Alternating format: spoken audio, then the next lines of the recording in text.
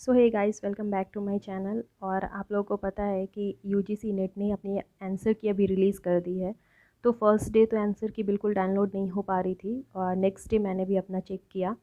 और एक तो पहले चेक करने में भी बहुत सारी दिक्कतें आई, क्योंकि उसमें जो इस बार आईडी क्वेश्चन आईडी दिए हैं वो एक साथ नहीं दिए हैं। जैसे 1752 कहीं है, उसके बाद सीरीज़ में ना आके फिर 1757 आ जा रहा है या 6 आ जा रहा है। तो ऐसे करके तो काफ़ी टाइम टेकिंग था वो भी चेक करना। हालांकि मुझे बिल्कुल अभी टाइम नहीं मिल पा रही है, क्योंकि मेरी एक एग्ज़ाम होने वाली है, तो मैं उसकी पढ़ाई कर रही थी। बट फिर मुझे कहीं ना कहीं ये रियलाइज़ हुआ कि चूँकि आप लोग मेरे चैनल से जुड़े हुए हैं, तो कहीं ना कहीं आप भी ये उम्मीद करते हो कि मैं आके कुछ इस चैनल पे अपने जो भी एग्ज़ाम हुआ है या फिर आंसर किया है उससे रिलेटेड कुछ भी आप लोग के साथ शेयर करूँ।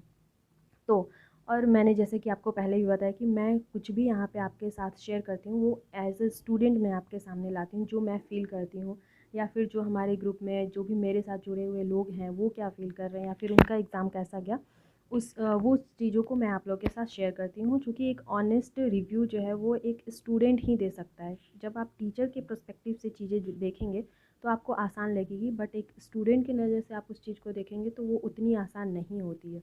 और जैसे कि मैंने आपको यहाँ पे पहले भी बताया था, मैंने वीडियो भी बनाया था इस टॉपिक पे जब मैं एग्ज़ाम दे के आई थी नेट की।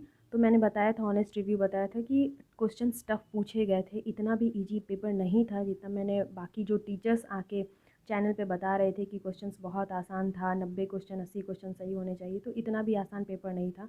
और जब आंसर की आया है तो मेरे भी ग्रुप में बहुत सारे लोग बोल रहे थे कि मेरे 80 क्वेश्चन सही होंगे, 90। लेकिन जब रिज़ल्ट आया तो सबके घट के 50 और 60 पे लटक गए हैं। तो इस वजह से मैंने बोला था कि पेपर जितना ईजी दिखता है उतना होता नहीं है।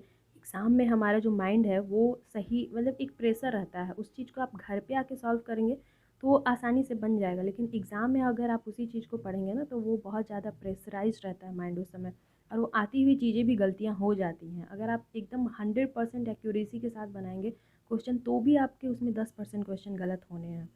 तो मैंने पहले भी बताया था कि मिसिंग डीआई थे और मेरे से डीआई नहीं बन रहा था। मेरे 5 के 5 डीआई गलत हो गए, मेरे आंसर्स ही नहीं मैच कर पा रहे थे।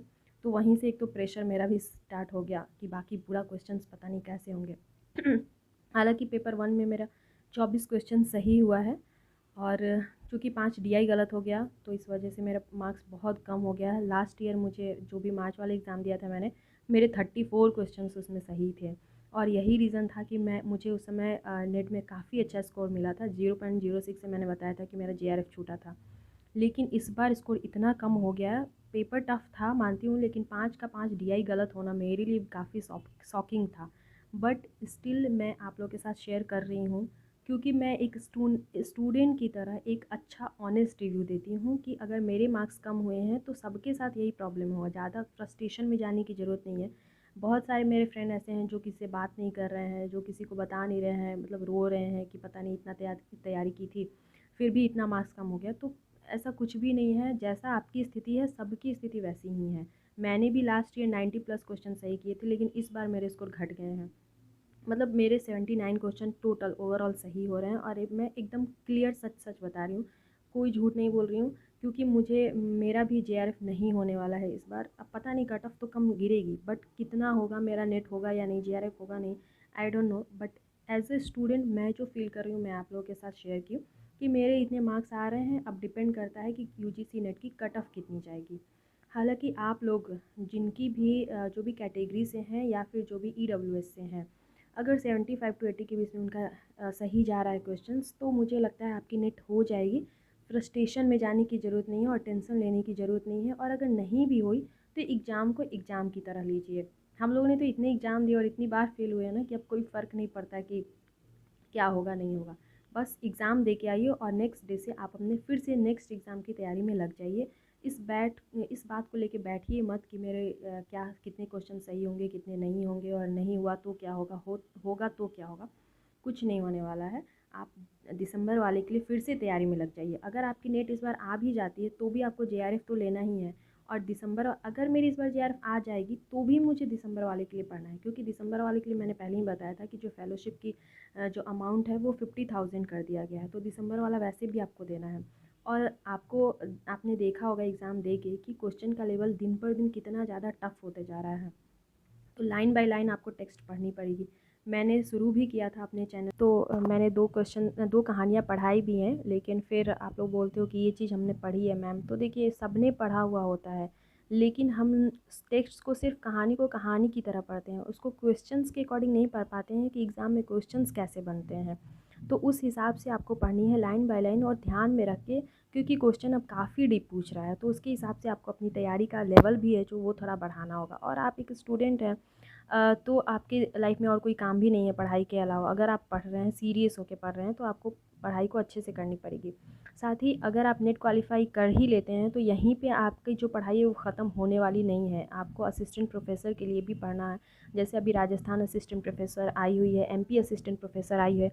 इसके साथ ही अभी बिहार और झारखंड में भी आने वाली, यूपी में आने वाली है। तो आपको पढ़ाई कंटिन्यू करना पड़ेगा कहीं न कहीं, तभी जाके आपका सिलेक्शन होगा। साथ ही अगर आप प्रोफ़ेसर बनते हैं, तो आपको लाइफ़ टाइम पढ़ना पड़ेगा, तो इस वजह से भी पढ़ाई से भागने का कोई आपके पास ऑप्शन नहीं है। तो अच्छे से पढ़ाई कीजिए और दिसंबर वाले के लिए तैयारी में लग जाइए। मैं भी, एक मेरी एग्ज़ाम है, तो वहाँ वो एग्ज़ाम देकर जब मैं आऊँगी, तो फिर मैं एक अच्छा स्ट्रेटजी बनाऊँगी और उसके साथ मैं आप लोग के साथ शेयर करूँगी, और डीपली मैं भी खुद भी पढ़ूँगी, और मैं कोशिश करूँगी कि आप लोग के लिए साथ भी मैं पीडीएफ को शेयर करूँ, या फिर जो भी जैसा भी है, कहानी, उपन्यास जो भी पढ़ना हो या फिर स्ट्रेटजी जो भी हो, मैं आप लोग के साथ शेयर करूँ। इससे क्या होगा कि मेरी भी पढ़ाई हो जाएगी और आपकी भी पढ़ाई हो जाएगी। मैंने पहले भी बताया है कि मैं यहाँ कुछ भी शेयर करती हूँ आप लोगों के साथ, वो एक एज़ अ स्टूडेंट शेयर करती हूँ, क्योंकि मुझे लगता है कि जो जिस कंडीशन में मैं हूँ, अभी जनरली लोग वैसे ही कंडीशन में होंगे। तो अगर मैं कुछ भी स्ट्रैटेजी बनाती हूँ और उससे मुझे सफलता मिलती है, तो आप लोगों के लिए भी वो अच्छा होगा कि मैं आपके साथ शेयर करूँ। तो आई होप आप लोगों को अच्छी लगी होगी ये वीडियो, और कुछ नया मिला होगा जानने के लिए। और साथ ही मैं बताना चाहूँगी कि आप लोग भी अपने अपने स्कोर जो है वो शेयर करें, ताकि पता चलेगा कि एक मतलब क्या जाने वाला है कट ऑफ, से पता चल जाता है ना मोस्टली लोगों के कितने मार्क्स आ रहे हैं। तो इसे एक आइडिया लगता है कि कट ऑफ कितने जा सकते हैं। तो फिर मिलते हैं नेक्स्ट वीडियो में। Till then, bye bye.